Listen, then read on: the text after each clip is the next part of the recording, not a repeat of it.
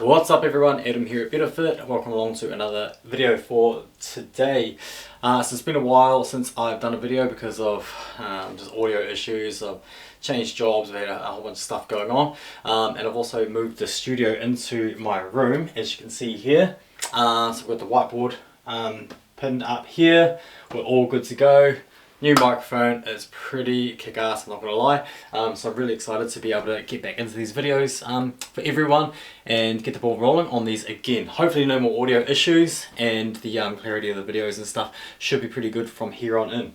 Cool, so I want to talk to everyone about Nutrition 101 today. So basically what I want to go through is the basics of macronutrients. So they're going to be your three main large, macro being large nutrients that you take in. So let's discuss these. Just using a pair of socks for my whiteboard there. So let's go. So macronutrients. So just as I said there, macro meaning large.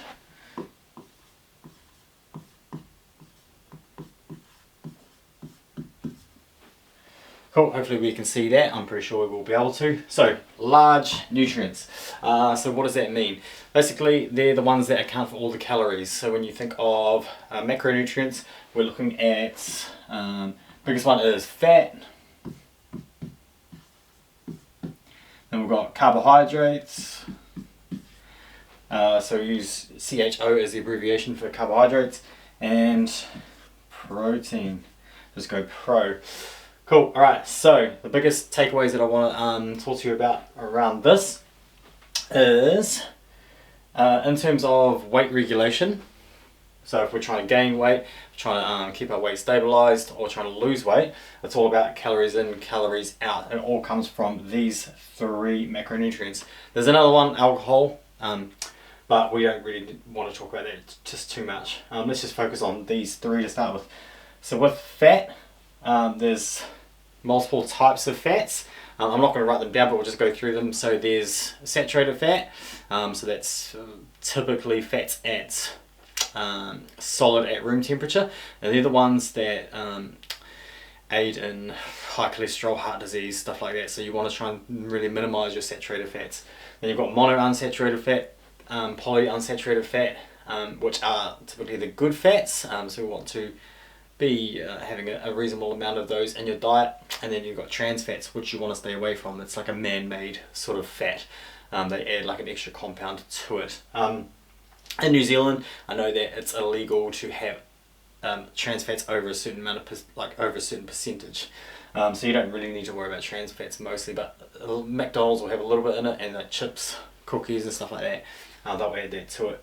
Margarine and things, spreads, will have a little bit of trans fats in it, but some of the healthy margars and things like that will be far less in saturated fat. So saturated fat it's abundant in a lot of sources, especially dairy. So yeah, your butter, your cream, milk, chocolate, all that sort of stuff. Coconut cream also has a lot of saturated fat in it. Coconut milk, coconut oil. And some vegetable oils and things like that. Most vegetable oils are pretty good though, and they have polyunsaturated and monounsaturated fats, which are the healthy kind of fats for you. Anyway, bit of a sidetrack into fats. What the main takeaway here is that it's 9 calories per gram.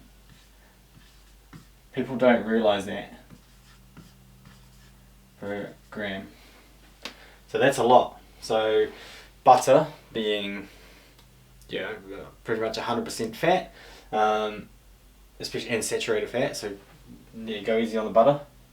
So 100 grams of that, 9 calories times 100, you're talking 900 calories from 100 grams of butter. That's huge. That is a lot of calories. So keep that in mind.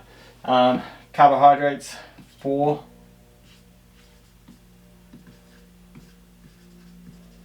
I'm really not used to writing on a whiteboard, but I'm rating it. It's quite cool. 4 calories per gram. Cool. So less than half of fat.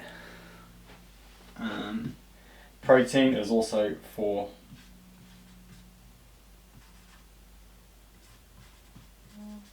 I think I'll need to get better at this if I ever become a lecturer, which is one of my long-term goals. Cool, so when it comes to obviously calories and energy, when you're looking at the back of a product, the energy accounts for this. So if you were to add all the protein, all the carbs and all the fat together, that will basically give you the energy content of a product. So give it a go at home. So if you have carbs and it says 40 grams of carbs and you times that by 4, take that, write that down, and then do the same for protein and do the same for fat, and then it'll be very, very close to the energy that it says on the back of a packet. Oh, and if it's measured in kilojoules, we can convert kilojoules to calories by dividing kilojoules by 4.18, and you'll get your calories. And then vice versa, if you're trying to go from calories to kilojoules, you times it. Cool. So that's the basics of sort of macronutrients. This is all basically science. It's thermodynamics, it's physics. You can't get around this. No one is special. This accounts for everyone. Cool. I know that sounds a little bit harsh, but it all comes down to this. I mean, this theory has been around. Well, it's not a theory, it's been proven time and time again through heat transfer and engines and everything like that. So yeah, I mean, this law, it's a law, it hasn't been broken since it was discovered, by, I think it was Isaac Newton, back in like the 1700s or 1800s, whatever it was. So yeah, that's pretty much legit. So yeah, if you have any questions, hit me up in the comments below. But yeah, we'll catch you on the next video. Sweet, see ya.